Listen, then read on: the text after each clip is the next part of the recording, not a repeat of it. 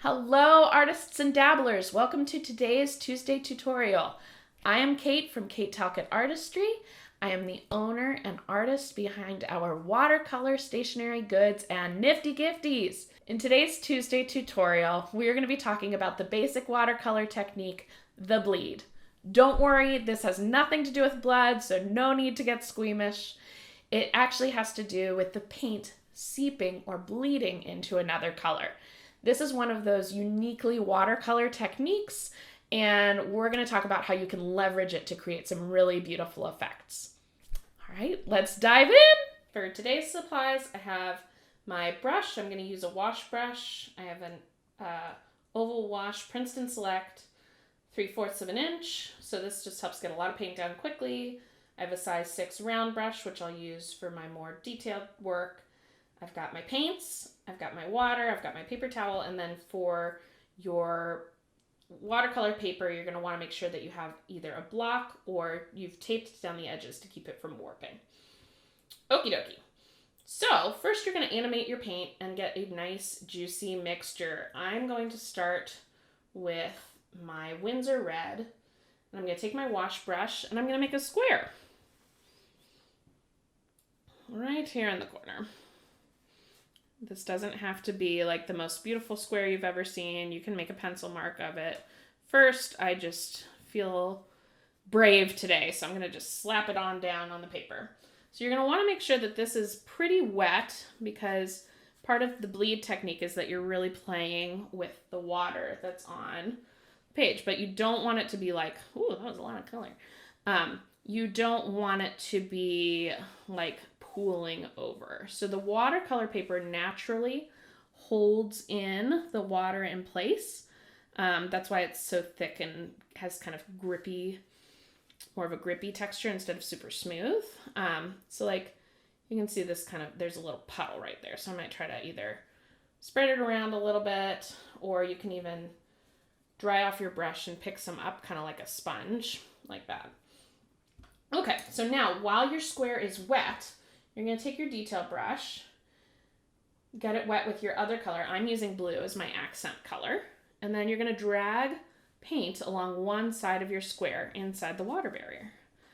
Okay, so just if you're going to do this side, make sure you don't drag your hand through the paint. I mean, no big deal. But as you go through, so we're inside the water barrier here, notice how the paint starts to bleed into the square. So it's seeping through, and you can see I kind of like lifted my paintbrush up at various points, and that's where those bigger splotches are. Okay, so now we can do one on the other side, and I can show you what it looks like if you don't lift up your pen. Oh my goodness, your pencil. No. What is it called? Your paintbrush. Okay, so I did lift up my pencil. My paintbrush. Oh my gosh. You guys, what am I trying to say? Okay. So if you go all the way down and don't lift it up, there wouldn't be those big splots, those big bleeds, except at the end when you're done. Okay, so this is what we are trying to do today, is see how the water and the paint play around inside that wet area on the page. Okay. It's almost as if it's pushing the other paint out of the way. Like rather than having a lot of mixing of the colors, the blue paint has pushed the red paint out of the way. And so it's really interesting to see how the paint looks now compared to when it dries. Like especially if you've got a lot of water, sometimes the paint will continue to move as it's drying. So you get a really beautiful effect.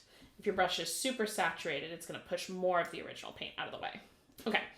So next we're going to make a new square, and while that's wet, so let's make our new square. We'll do it right here, nice red square.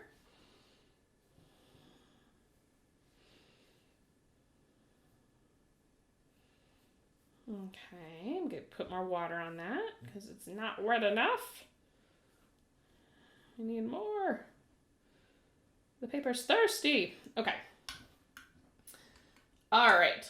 So while it's wet, we're going to make a tiny line with the tip of our paintbrush on one side. So Here we didn't really worry about the pressure that our paintbrush is making, so I have just the tiniest. The cool thing about a round brush is if you hold it up and down, you can make a really small line versus if you do it to the side, it's going to be a lot thicker.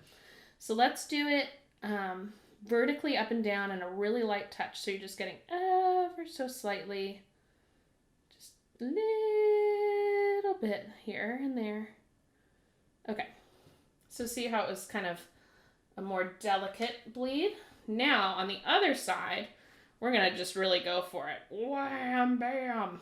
All right. I think I want even more. So we're really going to hit the paint up here. And so it takes up more room. So the more your brush covers, the larger your bleed is going to be. Now the interesting thing is, watch if you move your page, you can see the paint crawling along. And so that's something fun to do too. If you ever tip your palette over by accident, they're like, wait and see what happens, because you never know. It might be something really cool. Now that we've done this and you've started to get a basic idea of how the bleed technique works, we're going to try a little activity so that you can practice using this technique. The best way to start to learn how this works is to do it. So pick a shape. You could do triangles, circles, squares, like little blobs, whatever you want, and start painting them all over the page.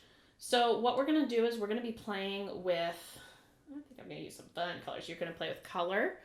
I think I'm just going to do like little, get it kind of abstract. You're going to play with color. You're going to play with saturation, like how much color is on your brush. So see how we're just going to kind of touch a little bit of this edge. All right, now I think I might do this turquoise over here. So I'm going to paint my little blob and then watch what happens when I just touch it into the orange. Okay, so the orange is bleeding into the blue more. And then you might want to do one where it's just almost white. And by white, I mean just clear water. And then just touch it ever so slightly and you see the water spilling in. So this is just a really fun activity. You get to play with how the water moves. Maybe you add a little bit more. Maybe you have it go in at 2 different parts. Maybe you do like a really dark, should we do like a hot pink? I don't know, I'm feeling it. Let's throw it. And a hot pink over here. Whee! Just doing some blobs. Maybe I want some more turquoise. And maybe I want like just like a little bit of red. Oh, this is a lot of red. Okay, maybe I'll do this and then add just a little bit of red over here. Ooh, and then blue, that turquoise really fills in. That's one of my favorite colors is that turquoise. Okay, so just do this all over your whole page and play, have fun. This is like what watercolor is all about.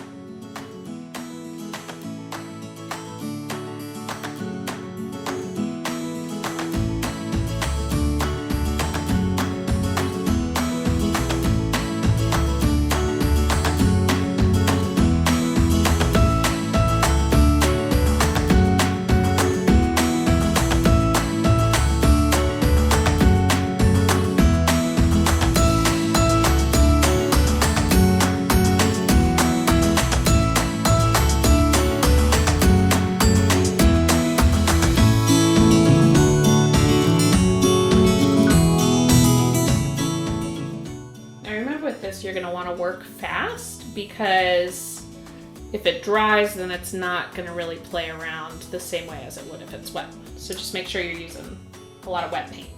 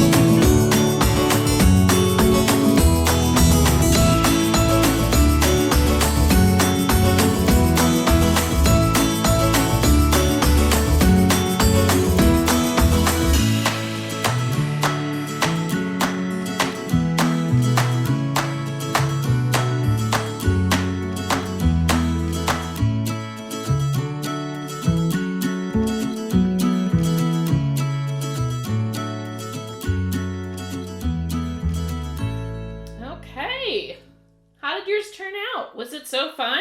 This is like one of my favorite relaxing activities to do. So wait for that to dry and then you've got a nice, lovely abstract piece. Woohoo! You just made some art. So to recap, we used the bleed technique today to create some really beautiful effects and watch the water and paint dance on your page. This is a really wonderful technique to have. It makes the watercolor really stand out. I love using it for flowers. It creates just that really nice, natural, organic cascading of color. So this is a really fun one to bring to your paper and have fun with it, you guys. This is one of those moments where if the paint does something that you're not expecting, roll with it. See where it takes you. This is the fun part of watercolor. If you liked this video, please give it a thumbs up and subscribe. Also, if you don't want to miss a thing, you can hit the bell button and that'll give you updates every time we come out with a new video. We have weekly videos, so you're going to get all kinds of great, awesome tips and tricks and tutorials. Now, if you're on Instagram, we'd love it if you went over and gave us a follow. I'm at Kate Talcott Artistry. And if you followed along in this lesson, I'd love it if you took a photo and tagged me so that I can cheer you along in your artistic journey. And of course, I have a bunch of resources for you down below in the video notes.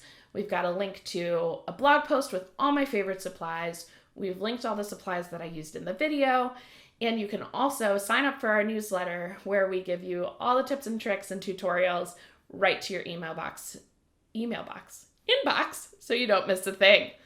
Stay tuned for our next video where we're going to do a deep dive into the blot technique.